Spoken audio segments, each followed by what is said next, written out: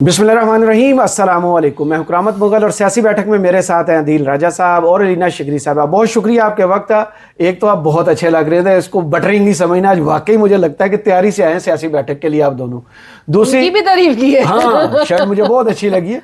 और शुरू कर लेते हैं वीला, क्योंकि अदील राजा साहब का जो गुस्से में मूड है थोड़ा सा नीचे पर आ जाएगा। और उसके बाद एक तो सुहेल अफरीदी साहब के जनाब सितारी शायद गर्दश में आए हुए हैं। एक तरफ बजट नहीं पेश किया जा रहा और असम्बली का सेशन जो है वो बार बार कॉल ऑफ किया जा रहा है कि बाद में बुला लेंगे।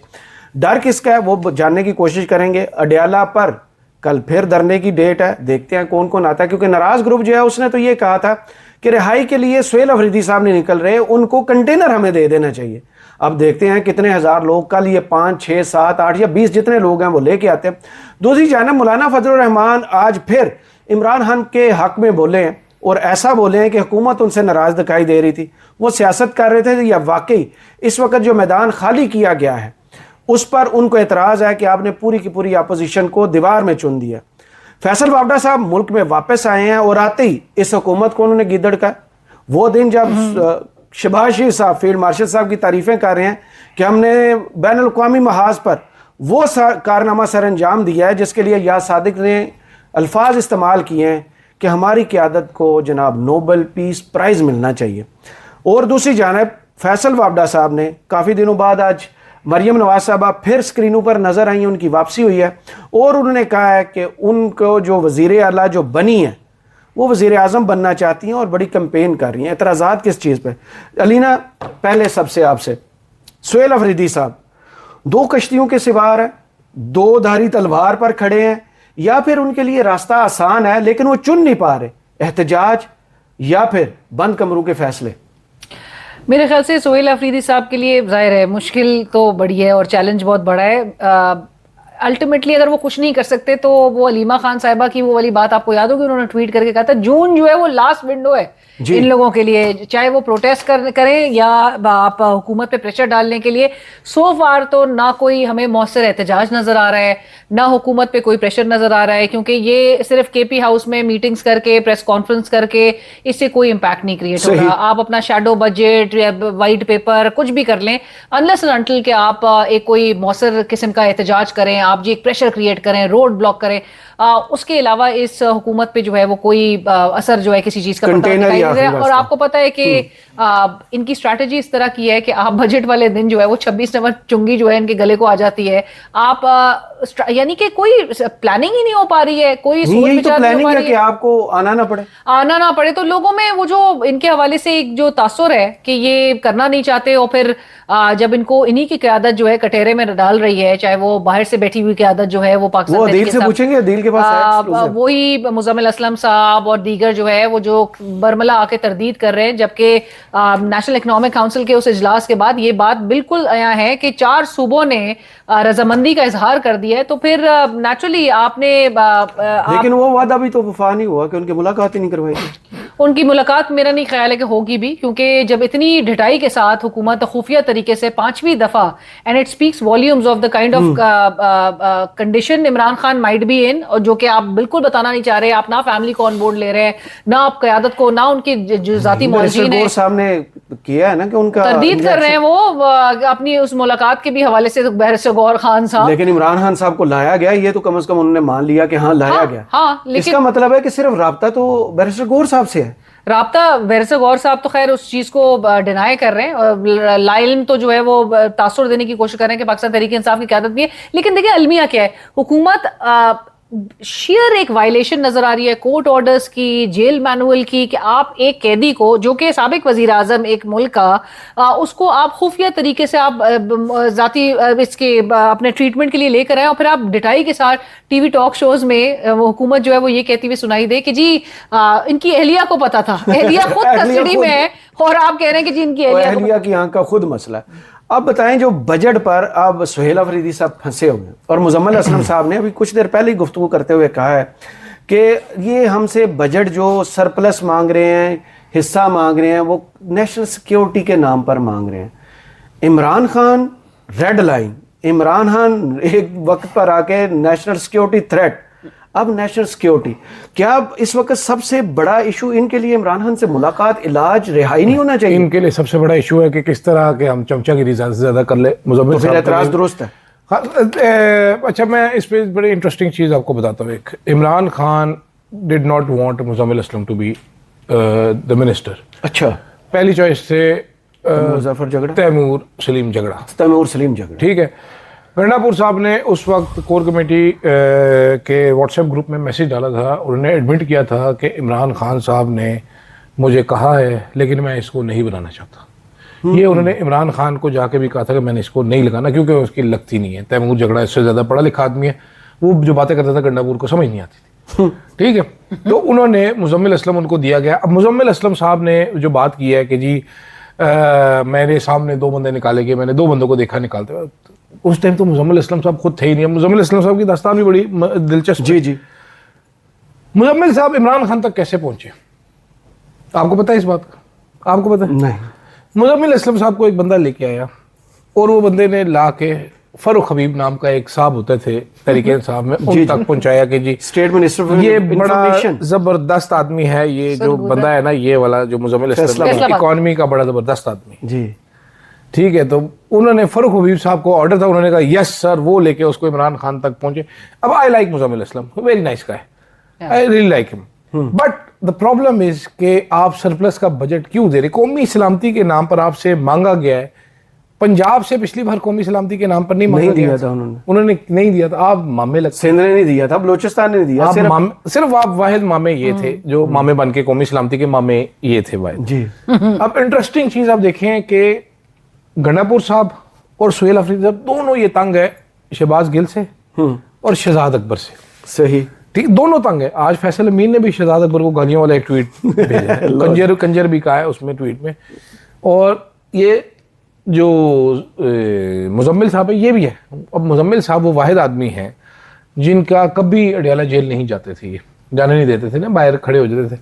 फिर जब चेंज होना था, चीफ मिनिस्टर चेंज होना था, तो फिर मुलाकात हुई थी, अचानक से अदालत में पहुंच गए।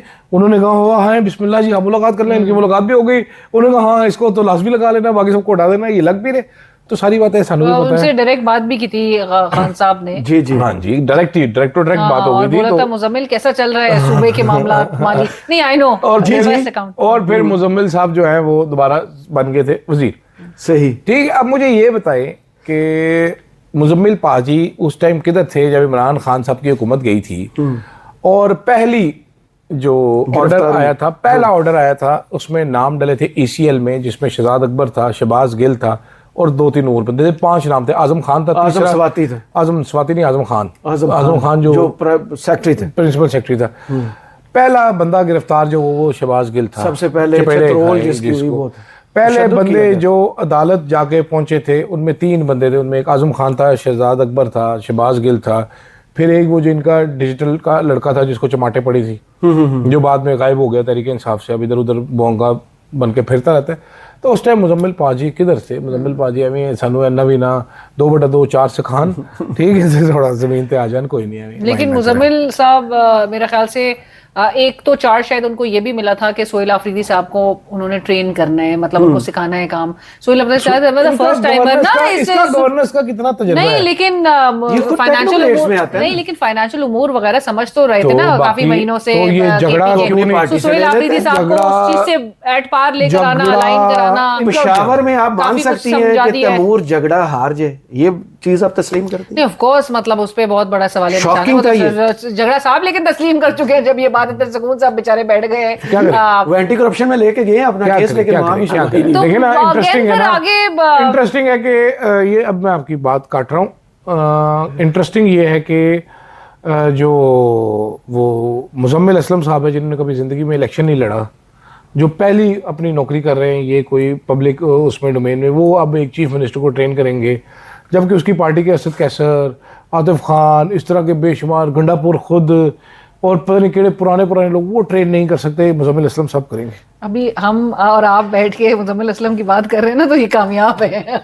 नहीं, मैं तो आपको सिर्फ बता रहा हूं। हम तो डिस्कस कर रहे हैं ना। मुजम्मिल असलम पे देखिए, तनकीद जिस पर होगी वो बंदा कामयाब खबर के है। पीछे भी कई लिंक्स मुझे होते हैं। बड़ी स्टोरी मुझे पता है, मुझे बड़ी सारी चीजें पता है, ऐसी भी बात नहीं है। अब वो मुजम्मिल साहब जो है ना, वो असल में फैशन है ना आजकल बेसिकली। अब देखें, एस्टेब्लिशमेंट को नहीं पसंद शहजाद अकबर और वो शहबाज गिल, तो उनको बातें करेंगे तो खबर भी चलेगी, टीवी चैनल पे ब्रेकिंग भी चलेगी। हाँ, लेकिन तस्वीर शहबाज गिल की और यूट्यूब पे उसकी डिस्कशन, यूट्यूब पे डिस्कशन वो तो हो रहे थोड़ी सी हैं। आजादी है सब। यूट्यूब पे तो आजादी ना, फिर यूट्यूब पे अगले जब उड़ा रहे जिस टाइम मिसाइल मार रहे शहबाज गिल, और वो मुजम्मिल असलम से बर्दाश्त नहीं होने, उनको जवाब भी नहीं दिए। अब शहबाज गिल क्या कह रहे हैं, उन्होंने कहा जी बाकी सारी बातें ठीक है, आपने सरप्लस बजट नहीं देना। आपने इमरान खान से मुलाकात करनी है लाजमी, आपके टास्क मुजम्मिल, आप सब कुछ सच करें, आपका टास्क है, उस पर क्या करेगा मुजम्मिल असलम। अब वो बैठ के आज मीना खान अफरीदी बता रहे थे कि जी कराची से उठ के एक बंदा आया और पेशावर में आके मेहनत कर रहा है। मीना खान अफरीदी ने एक भाषण दिया लोगों को मुजम्मिल असलम की कारकर्दगी को, पता है आपको इस बात का? नहीं मुझे आप सुने जरा, आपको तो पता चलेगा मुजम्मिल असलम कितना जबरदस्त आदमी है, वो तो बेहतरीन आदमी प्रोफाइल है। तो सही है ठीक है, मुजम्मिल असलम की, मतलब आप उस पे तो नहीं कोई वो सा कर सकते हाँ बस, कि- लेकिन वो है ना कि सरप्लस बजट ना दे।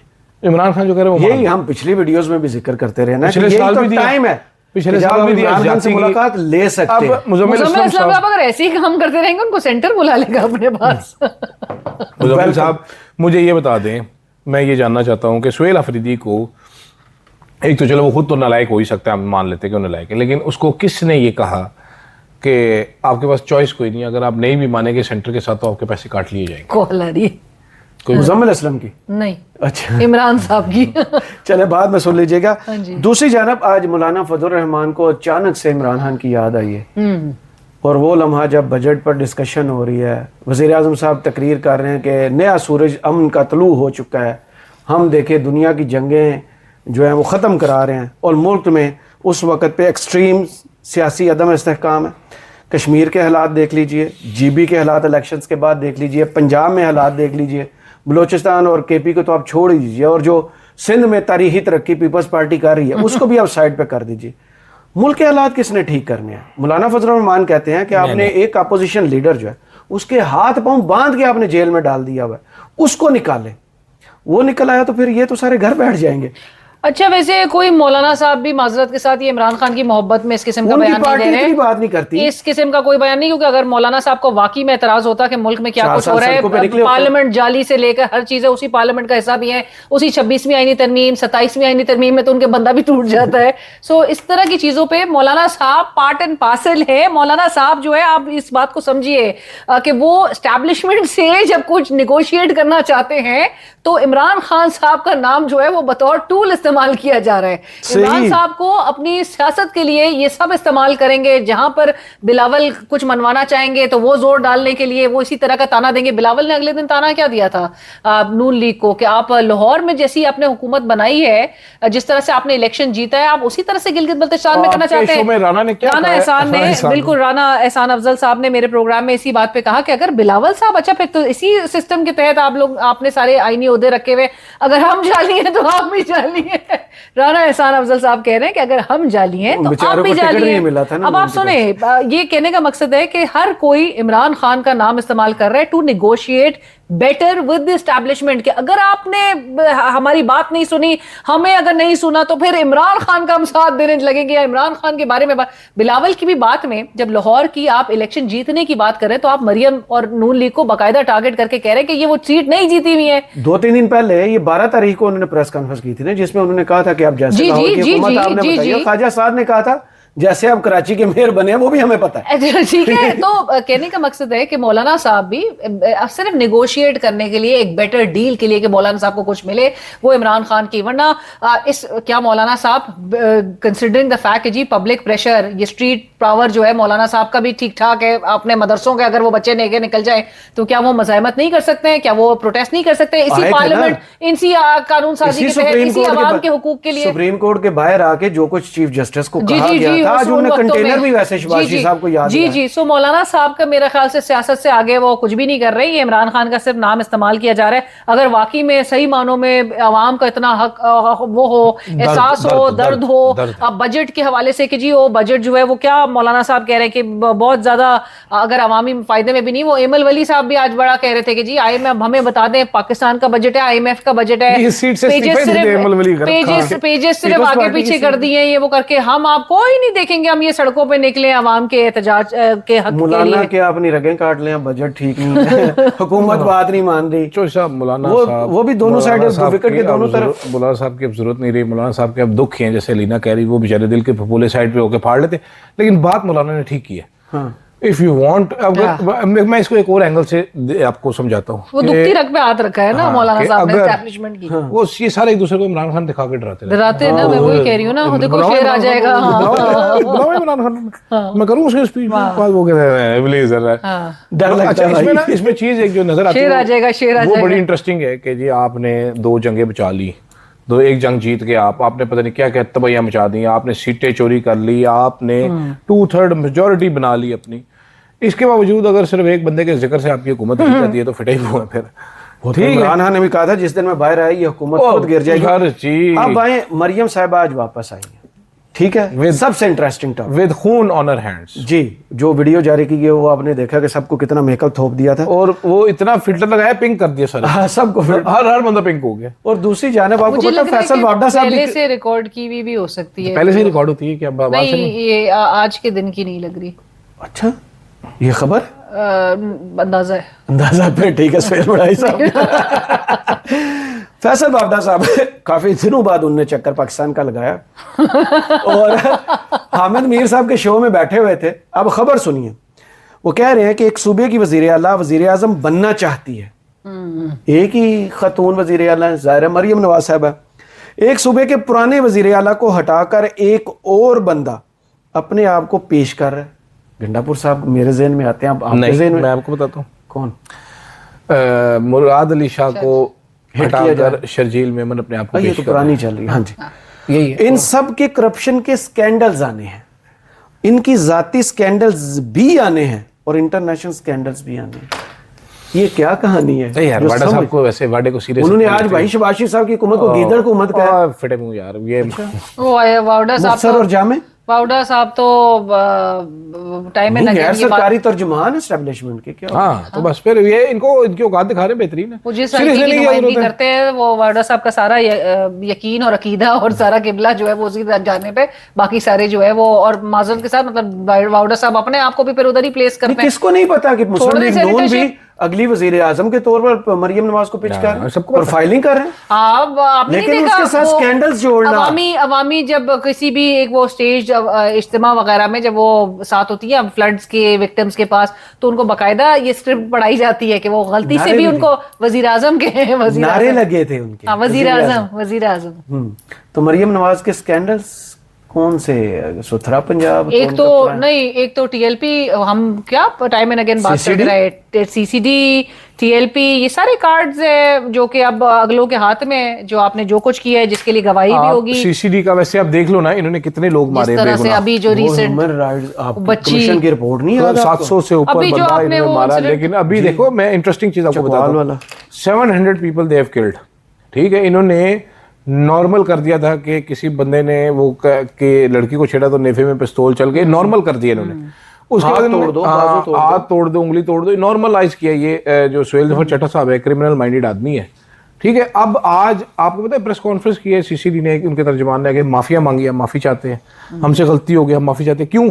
ऑस्ट्रेलिया। क्योंकि ऑस्ट्रेलियन वो बच्ची जो थी ना, वो हानिया बेचारी छोटी सी, वो ऑस्ट्रेलियन नेशनल मासूम बच्ची इन्होंने मारी जालिमों ने, पाकिस्तानी की तो वैल्यू ही नहीं है। ठीक है। ये लोग पहले कितने लोग मार चुके हैं इसी तरीके से। मैं मेरे लिए सीधी सी बात है, बगैर केस चले, बगैर मुकदमा हुए, बगैर सजा सुनाई, जो बंदे मारे सारे इन्होंने इसी काम के लिए ना हक कत्ल किए मासूम लोग, कोई भी एक बंदा भी साबितशुदा नहीं था, 5 जवान, ठीक है। इन्होंने छट्टे मारे, ये बैठ के बदमाशी। ये सुहेल जफर चट्टा जो माजी में करप्शन के मुकदमात भुगत रहा था, यूनाइटेड स्टेट्स ऑफ ठीक है। गुजरात में मुकदमा जी जी जी जी, और भाग गए थे, अमेरिका भाग गया था। फिर वहां से अपने टिंड हुई हुई तस्वीरें बेचता था कि जी मेरे दिमाग में ट्यूमर हो रहा है, मैं उसका इलाज करवा रहा हूँ। यहाँ पर मफरूर थे ये साहब। आपको इनकी हिस्ट्री नहीं पता शायद, इन्होंने कितना माल बनाया था। फिर ये किसी को अपनी सीवी पेश करके आ गए कि मैं तो, हाँ जी, मैं बंदे मारने के लिए मैं बेहतरीन हूँ, मैं मारूंगा। फिर इनको लेके आया गया, बंदे मारो, ठीक लगे रहो। एक और नया आबिद बक्सर जो साहब, ये एक और आबिद बक्सर के साथ फिर क्या हुआ था? वो हो बहुत बुरा। तो गई ये आजकल जो जिस तरह ना वो जो उसका दादा है हानिया का, वो कह रहे जी 2-3 साल कोई भी बंदा पाकिस्तान ना आए, इनके टाइम खत्म हो जाए। उनके देखो ना वैल्यू चेक करो कि ऑस्ट्रेलियन पीएम खुद इस इशू पर आके बोल उसने कहा कि बताएं जी जरा हमारा बंदा आपने कैसे मारा है, गोलियां कैसे मारी है। यार कोई जुल्म की इंतहा होती है।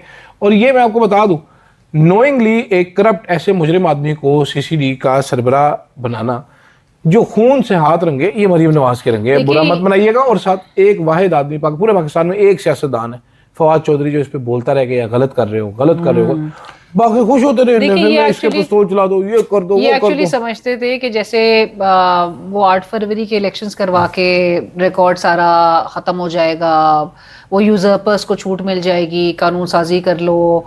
यूरोपीय यूनियन जो है वो अपनी रिपोर्ट कभी पब्लिक दबा देगी, कभी उस पर बात नहीं होगी। तो जो बात करेगा उसको टीवी स्क्रीन से हटा दो। ये समझ रहे हैं कि ये ढोस से अपने तमाम कवानीन और तमाम इस किस्म के इकदाम जो हैं वो इम्पोज करें और लोगों को इस तरह से मारें। सो ये मेरा नहीं ख्याल है कि बहुत ज्यादा अरसे तक ये चीजें इनकी चल सकती है। और वैसे भी कहते हैं कि जब सिस्टम को तबाह करना हो तो नाअहल लोगों को सिस्टम चलाने के लिए लगा दो, और जब सिस्टम चलाना हो ऐसे जबरदस्ती तो फिर जुल्म जो है उसको अरूज पर ले जाओ। मुझे, अलीना शिगरी साहबा और अदील राजा साहब को इस वीडियो से इजाजत दीजिए। कमेंट्स बॉक्स में जरूर बताइएगा ये वीडियो आपको कैसी लगी। अल्लाह हाफिज।